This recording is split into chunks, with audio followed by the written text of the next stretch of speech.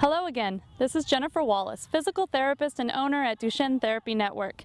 This is the next in the series of educational videos brought to you by CureDuchenne and Duchenne Therapy Network.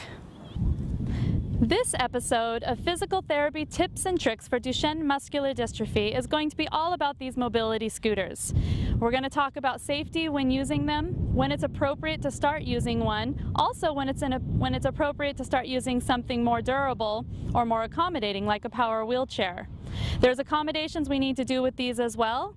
As you can probably tell, they're typically made for older adults and larger bodies. So there's certain things we can do to make these more comfortable and better positioning for our guys.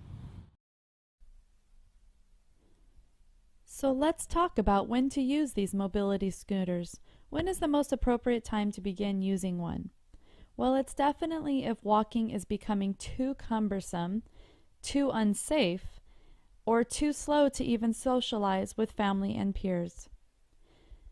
If a manual wheelchair is too difficult to self-propel for independence, then a mobility scooter might be more appropriate. These are not for someone who is in need of specialized seating for posture and spinal support. Some of the pros of using a mobility scooter are that they are lightweight, they are easy to transport, and relatively inexpensive compared to a manual or power wheelchair.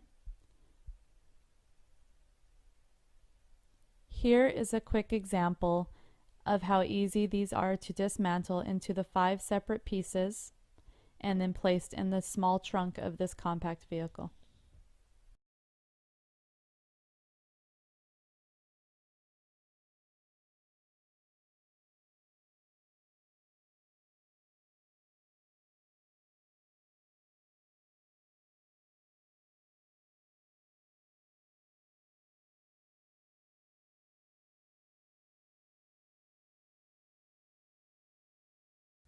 Now, once you have decided that a mobility scooter is the direction you're going to go, it's time to decide which one of the several options you'd like to go with.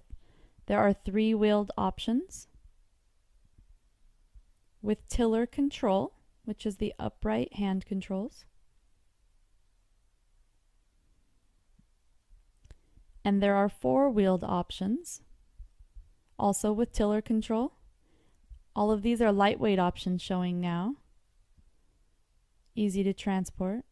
And then there's the more durable options, and this one has joystick control. This one has tiller control. Some other differences that you might find are the seat width and depth. This model has a 14-inch width and 12.5-inch depth, and this model has a 17-inch width and depth. Now, the Pride Mobility Company offers customization of a 3-inch shorter seat and tiller, and the Zipper Mobility Company offers a more narrow and not as deep seat. Ours did not have that. So we went shopping for some home remedies and modifications for this scooter, and here is what we found. First, he found something that was the right height and versatility for a footrest. We found this kneeling block also, which was great, but just not high enough. It offered good foot support and a reminder of where to keep your feet. To lessen the seat depth, first we found this adjustable back cushion for $35 at one store. But when given the choice between that and a pillow, he felt more supported by a $10 pillow at this store. When we got home, it was time to put it all together and make this scooter really fit. So after initial adjustments, if the seat height is still too high, you need to develop something homemade that you could use for a footrest. It needs to be durable, but lightweight as well. So what we've chosen this time is a ream of paper. It ended up being the correct height that we needed. And what I'm going to do is wrap it in a duct tape that he has chosen that he would like to have on the scooter.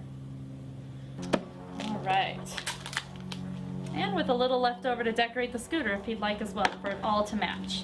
So now we have a footrest. What I would do is apply sticky back Velcro to the footrest and to the bottom of the scooter so that it can be held in place while being used and easily removed when the scooter needs to be transported.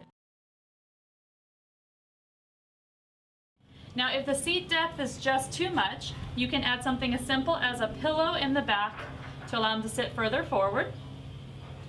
Other adjustments that can be made is the tiller can be adjusted with a quick turn here.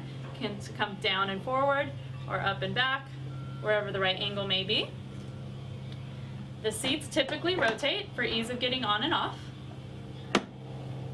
And then one other thing, if need be, you can take the seat off. Let me show you where the seat post is. And with this seat post, it comes out and it comes with 4 settings for different heights. You can choose from what's going to be the highest height to the lowest height. If none of those work and you're really handy or have a handy friend, this post can be cut with new holes drilled in it to get the correct height that you're looking for. Now that you have hopefully learned a lot about mobility scooters, I would also like you to know that it is time to start considering a power wheelchair when there is a need for more power seat options, when someone is spending large amounts of the day in the sitting position and need more postural and spinal support, and when transferring on and off the mobility scooter is too difficult or unsafe. Thank you for watching this video in our Duchenne Muscular Dystrophy Education Series. If you have any questions, please feel free to contact CureDuchenne or Duchenne Therapy Network at the information provided. Thank you. Goodbye.